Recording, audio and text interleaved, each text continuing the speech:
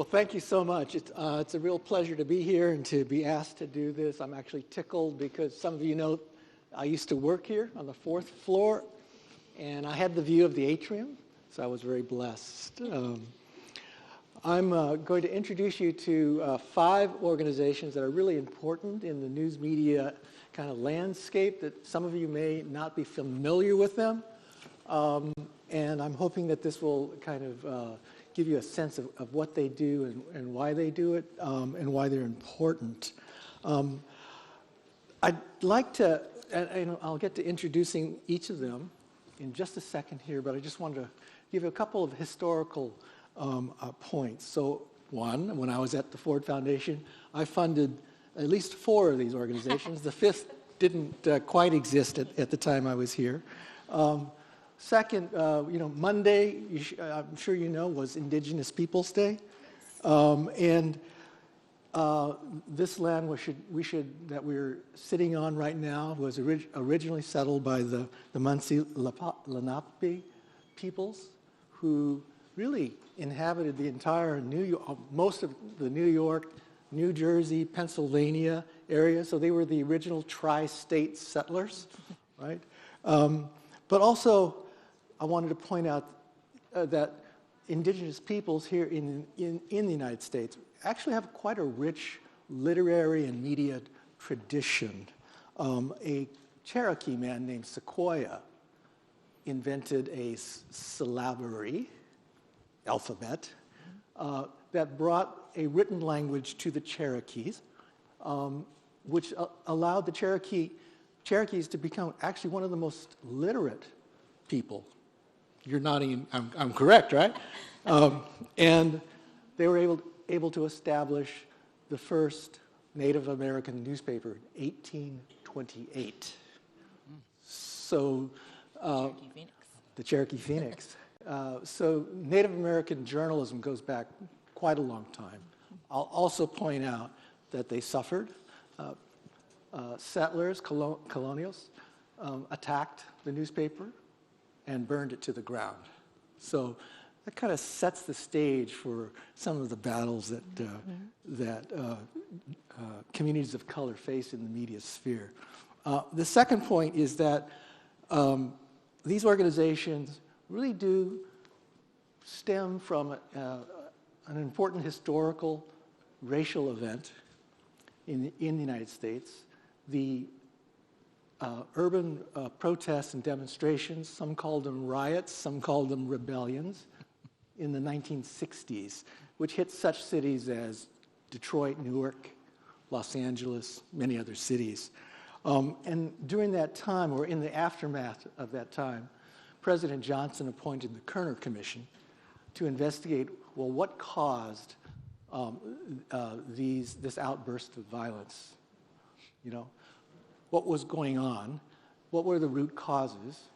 And the commission determined that that black communities especially, but other minority communities, were angry about such things as police brutality, lack of housing, lack of jobs, poverty, poor schools. Does this sound familiar? And that we as a nation needed to address these issues. In addition, and one of the most important conclusions for this group is that the Kerner Commission also said that the news media bore a great responsibility for the problems in the black communities because they totally ignored these issues, did not listen to the communities, did not in fact have black journalists or journalists of any color in their newsrooms. Famously, the Los Angeles Times, when riots developed in Los Angeles, asked a black employee in the mail room to help their reporters cover the disturbances because they had no black reporters on staff. That was not an unusual kind of situation. Out of that began a series of the first efforts to think about the issue of diversity and equity in the media. the National Association of Black Journalists, whom you'll hear from in just a moment here, actually sprang out of this movement, followed fairly quickly by the Asian American journalists, the National Association of Hispanic journalists, the Native American journalists, now known as the Indigenous Journalists Association, and a little later now, the South Asian Journalists Association. They all do amazing things in terms of trying to increase the pipeline of journalists of color into the news media, changing the way journalists think about and connect to communities of color. The training and recruitment of young journalists into journalism schools, scholarships, and also just direct advocacy with publishers, television directors, et cetera, about we need better coverage, these are things you can do, we have journalists who can do it. You can no longer say that you can't find talent. And that's kind of the legacy or tradition that these organizations exist for. In addition, and important to this group, is that there were some visionary funders, donors, philanthropists, who aided in the seeding of these organizations. One, just to mention, because I remember, was the funders from the Gannett Corporation, later the Freedom Forum, who became very consistent funders. And I know Jerry Sass at that time was the person involved, and he would say that the publishers and the news directors aren't going to listen to black journalists, to Asian journalists, unless they see that they have power. And organizing is a form of power, and that's why these organizations exist. So that's just a little bit of a backdrop. The important role of history, the important role of visionaries, the important role of funders to really get something started. So with that, I'm going to ask each of our panelists to introduce themselves by telling their origin story with the organization. So I'm a longtime member of the Asian American Journalists Association. I was a young reporter in San Diego, one of just not even a handful of Asian journalists at the time. And when I went to the first convention of AAJA in Los Angeles, I was thunderstruck that there were 500 Asian American journalists from across the country joining, and I imagine there may be some similar. I'm getting some nods here. Okay, so I'm going to ask them to tell their brief origin story, and then also say a little bit about what makes their organization different from the others, because they are all very different. And I guess we'll go down in this direction. I'm really proud to introduce here Rebecca Landsberry-Baker, who's a member of the Muskogee Nation. She's a filmmaker. Last night, she just received the local champion award from the Reporters Committee for Freedom of the Press.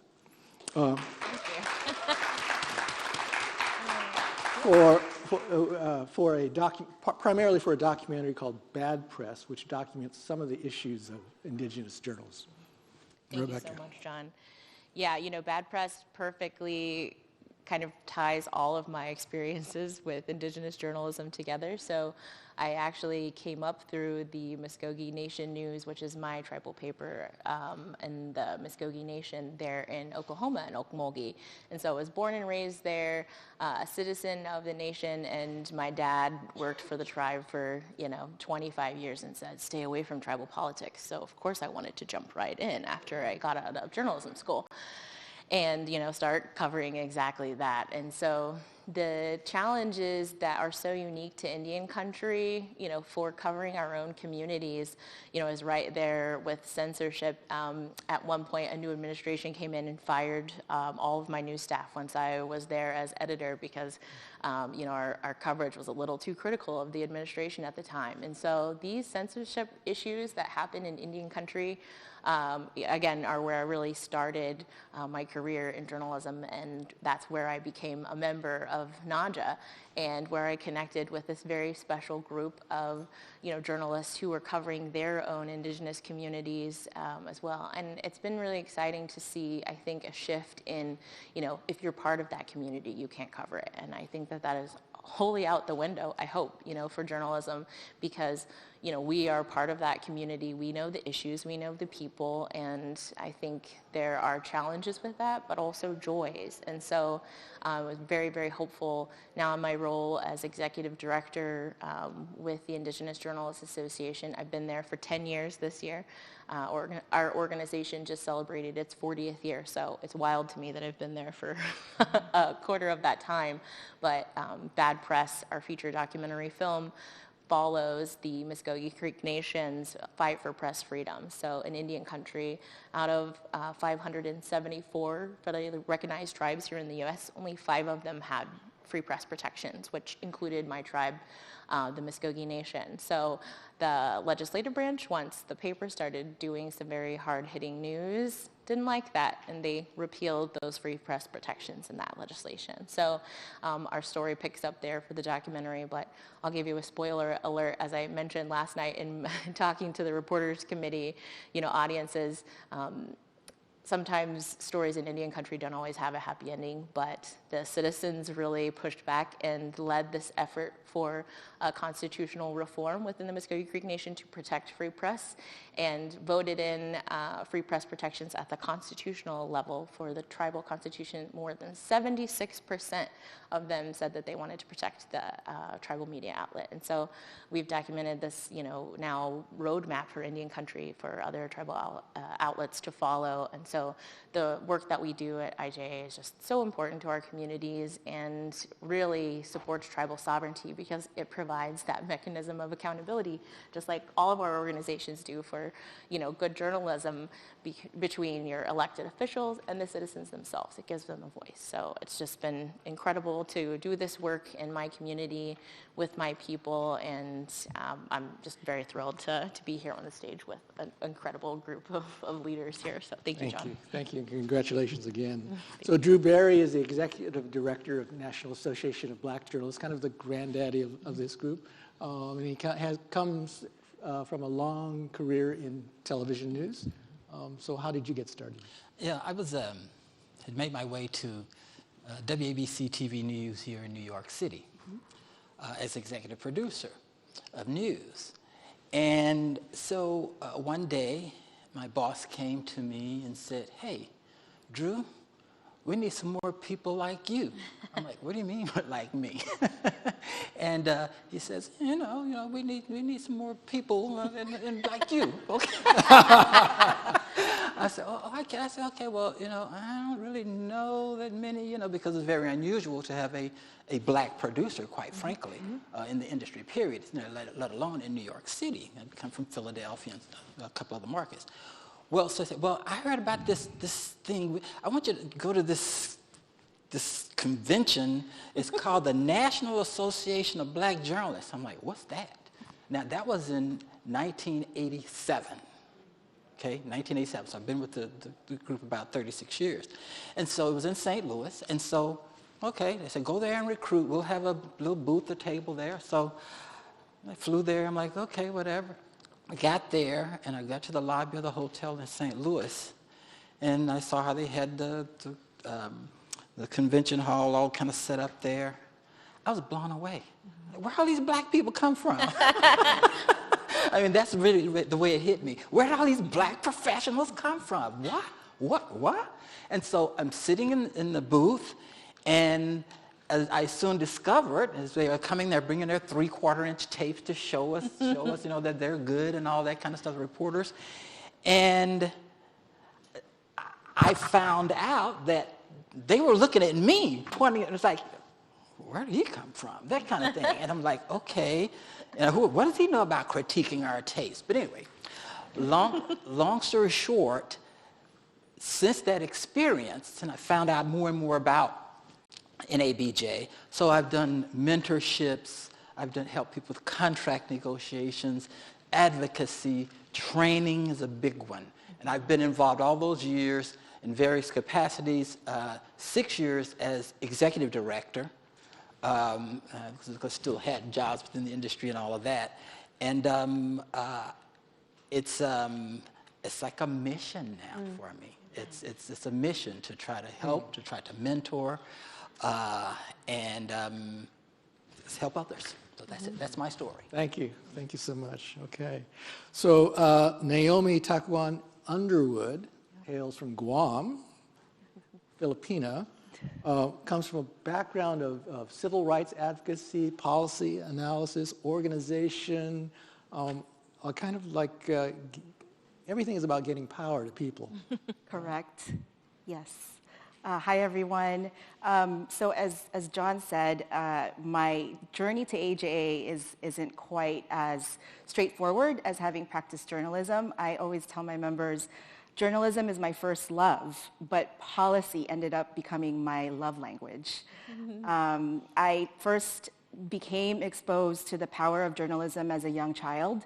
I actually watched and read about, or my parents would talk about, the situation in the Philippines when Ferdinand Marcos was still the dictator. And I watched the EDSA revolution unfold on television, and I was just in awe at the role that journalism had in taking down a dictatorship and bringing back free and fair elections to my homeland. And that had stuck with me since, and I had fully intended, I went to school, I was ready to graduate, it was my senior year at NYU, and I was ready fully committed to being a journalist, and 9/11 happened.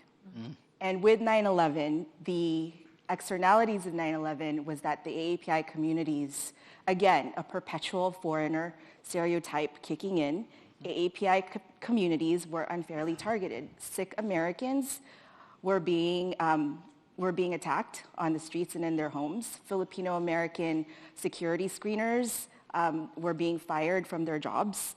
And policy became my love language. So then followed a career. I packed a rent-a-car with all my belongings and moved to DC. And I had not looked back since. And it's very much that sort of winding path of any recovering DC operative where I got to work on voting rights, access to language, voting access, and also worked on political campaigns from both a nonpartisan side and a candidate side. And I've always wondered what would I have ended up as if I had been a practicing journalist. It was always in the back of my mind, despite the policy work and despite the campaign and civic engagement work. And AAJA and I just, our paths crossed, and I bring all of that to bear in terms of empowering AAPI journalists to be the best they can be. A lot of racism against AAPIs, I would say, are more implicit and insidious. And there is a lot of sort of racial wedge politics that are imposed upon us in the newsrooms. And I've also found that newsrooms are so lonely for journalists of color. So AAJ's mission is to increase the number of AAPI journalists in newsrooms, but also to increase leadership and empower and equip leadership, but also to make sure that there is equitable and accurate representation of AAPI communities. And it's not easy. We're not a homogenous community. We come from dozens of countries from across the ocean, and we don't have a shared language. But this is all about equity and making sure that our newsrooms are a functioning part of this democracy.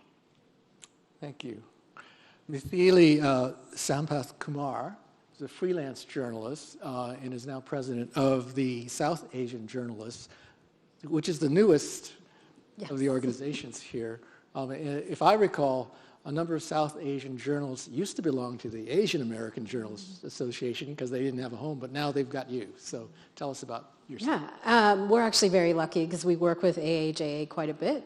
And I'm also a member of AAJA. But we're very lucky that we have their experience and the resources to kind of play together in this world of trying to represent 40 different countries and 1,000 languages and ethnic backgrounds.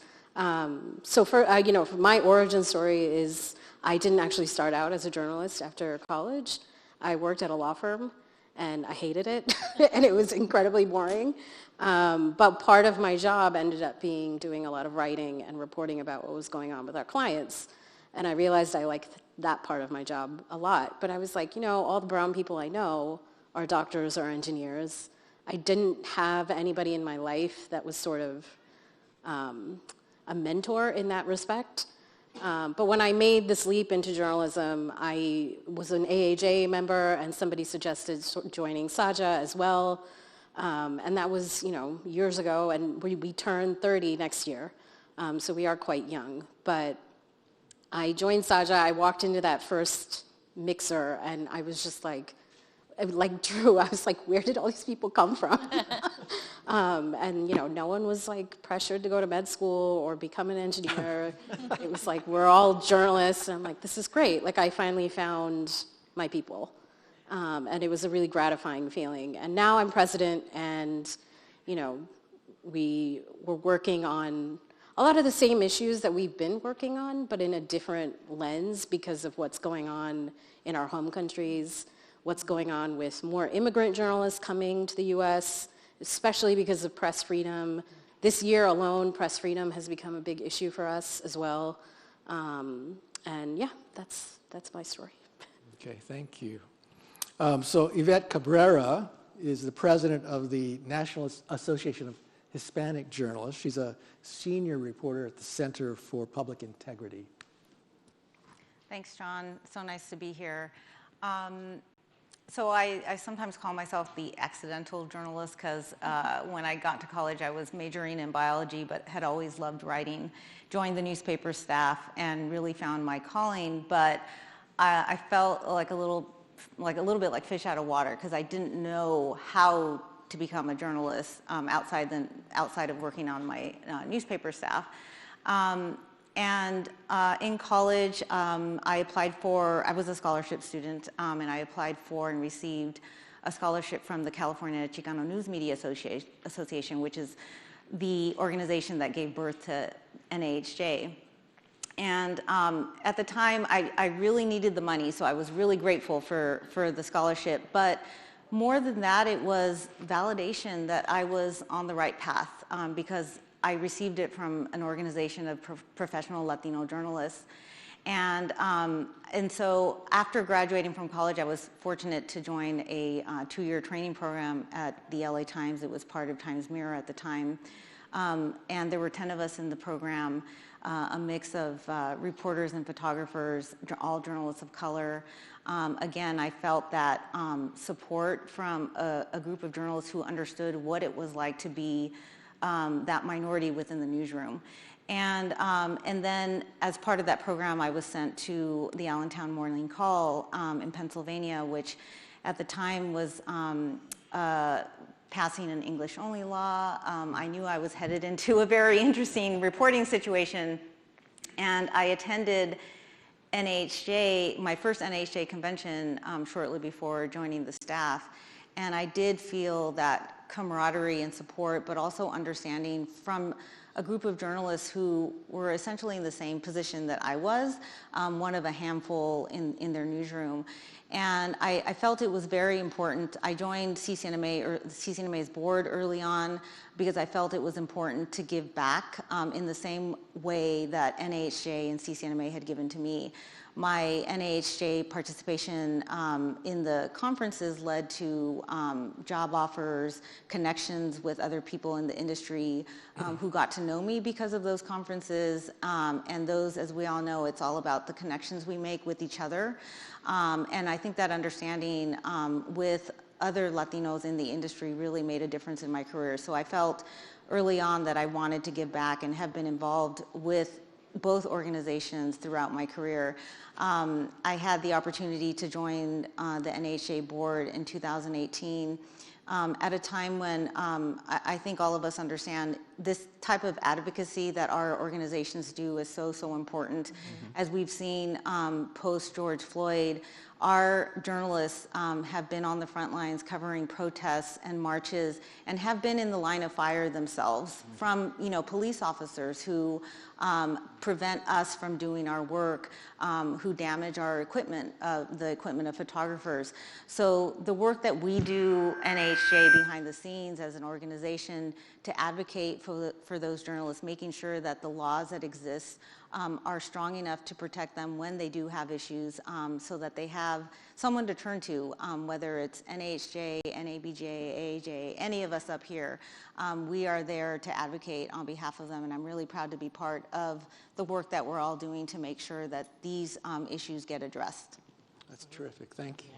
So you can see kind of some commonalities here. Sense of mission, sense of isolation, the need for advocacy within the newsrooms and outside, in terms of, especially with issues of freedom of the press and on reservations and such. I can see we're rapidly going out of time here, so I'm going to ask a question in terms of your organization and your membership and your communities. What's keeping you awake up at night right now? Big one. Yeah, I was gonna say. Who wants to go first? Yeah, I'll go first. What keeps me awake at night is that South Asians are some of the fastest growing immigrant groups in the US, and we don't have a lot of reporters who know how to cover those communities. Because there aren't as many SAJA members, there aren't as many South Asian journalists, but there are nuances because you can't cover an Indian community the same way you cover a Bangladeshi community.